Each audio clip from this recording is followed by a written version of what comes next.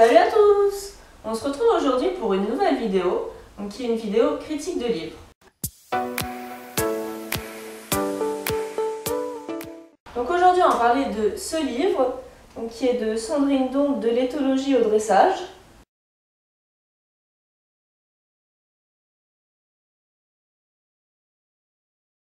Donc l'auteure Sandrine Dompte est journaliste pour la presse équine et elle se présente également dans le résumé comme entraîneuse. Donc elle est aujourd'hui éducatrice de chevaux, transmet ses connaissances et entraîne de nombreux cavaliers de tout niveau. Donc on nous précise également dans le résumé qu'elle est titulaire du diplôme universitaire d'éthologie équine. Donc qu'est-ce qu'on peut dire de cette auteure? Déjà, elle a un parcours universitaire. Donc ce qui sous-entend qu'elle a appris des choses et que c'est pas juste basé sur l'expérience, qu'il y a vraiment des connaissances qui ont été étudiées et une vraie recherche. Ensuite elle est journaliste, donc je pense qu'elle a dû voir un panel assez conséquent de choses de par son métier. Et elle entraîne des cavaliers, donc elle a aussi une expérience sur le terrain. Donc c'est un profil assez polyvalent qui est pas habituel parce que souvent on a soit des personnes qui se basent uniquement sur leur expérience, même si elle est assez conséquente. Donc on va passer à la forme du livre. Donc c'est un livre qui fait 196 pages, oui c'est ça, 196 pages, qui est vendu au prix de 23 € par les éditions Belin, donc qui a un bon rapport qualité-prix. Il y a quelques illustrations, quelques photos.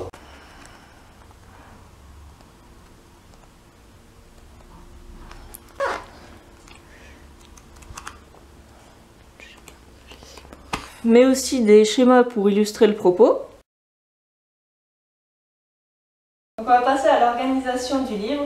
Donc on commence par une partie théorique, donc pour remettre en place les concepts éthologiques de base sur le cheval. Donc on a une approche d'une part scientifique et une approche d'une part dite l'apport des chuchoteurs, donc de toutes les grandes personnalités de l'équitation dite éthologique. Donc il y a un recoupage qui est fait entre l'approche scientifique et l'approche de ces personnes. On nous parle du travail au sol, donc relation et connexion, c'est le nom de la partie 2. Plusieurs techniques qui sont décrites, donc qui sont pareilles, issues de l'équitation dite éthologique. Donc on a Pat Parelli, on a Elisabeth de Corbigny, on a le join-up. On a aussi le travail en main classique, ce qui est assez intéressant puisqu'ils sont peu souvent comparés. Ensuite, on a ce qu'elle appelle les fondations à cheval. Donc c'est tout ce qui va être autour de l'apprentissage, de la pédagogie, vraiment apprendre à apprendre au cheval. Les notions vraiment transversales de l'apprentissage. Et on en arrive à la quatrième et dernière partie, donc qui va traiter du dressage, qui va être beaucoup plus pragmatique. Elle va vraiment développer tous les exercices de dressage de basse école et aussi de haute école, oui. Voilà, on va voir décliner tous ces exercices avec les concepts qui nous ont été présentés précédemment et on finit avec une petite conclusion, tout faire avec la cordelette.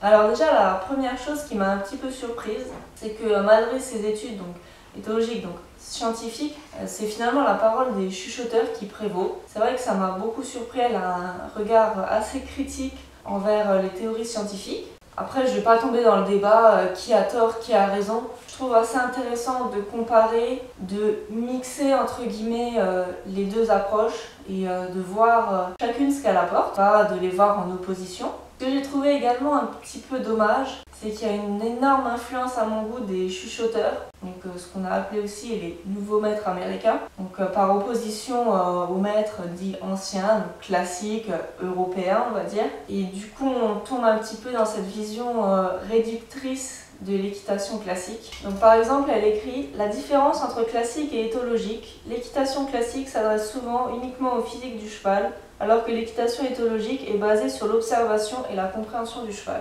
Elle nous cite en page 9 la guérinière. « La connaissance du naturel d'un cheval est l'un des premiers fondamentaux de l'art de le monter. Et tout homme de cheval devrait en faire sa principale étude. » Après, la partie théorique était quand même très intéressante, assez exhaustive. Ça permet de bien remettre en place les bases qu'on a un petit peu parfois oubliées, qu'on a un petit peu sous-estimées aussi, il faut le dire. Après, pour ce qui est du contenu pratique, donc c'était très intéressant, notamment la partie généralité sur l'apprentissage.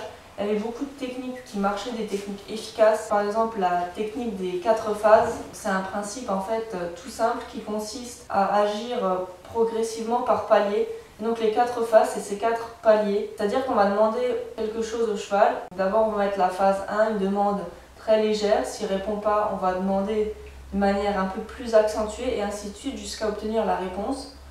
Et en fait, le but, c'est que le cheval réponde à la première phase, donc à la demande la plus légère possible. Donc ce qui est également ce qu'on retrouve, cette idée de légèreté d'ailleurs dans l'équitation classique. Après, il y avait aussi la psychologie inversée. Bon, il y en a d'autres, je vous donne juste 2 exemples. Donc, qui est par exemple quand le cheval a peur d'un coin, l'emmener exprès dedans et l'arrêter dedans. Et comme ça, il va associer ce coin à l'idée d'arrêt et donc de repos.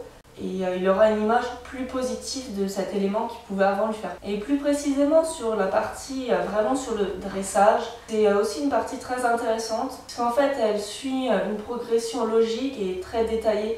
Chaque exercice est abordé d'abord de manière isolée pour les recombiner ensuite dans les exercices plus complexes. Donc, ce qui nous amène aux exercices de haute école, donc pirouettes, piafé, etc.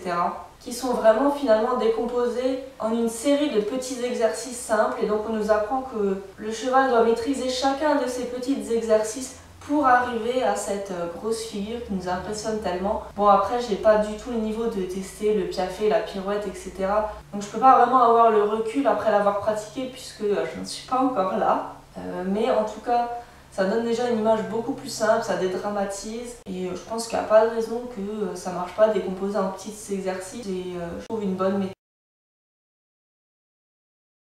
Donc pour conclure, je dirais que c'est un livre pour apprendre à apprendre au cheval et c'est ça qui m'a énormément intéressée, notamment puisque je l'ai lu juste après le débourrage de Diablotin. Donc pour construire un peu mon post-débourrage, on va dire ça comme ça, il m'a beaucoup aidé. Ce qui fait sa force selon moi, c'est 2 points. Donc déjà, c'est la première partie théorique, puisque souvent on a des bouquins qui sont soit que théoriques, soit que pratiques, où l'un et l'autre est un petit peu mis à mal, un petit peu négligé. Là, il y a vraiment une grosse partie pour remettre les bases avant de commencer. Et c'est très enrichissant et on comprend mieux la pratique du coup.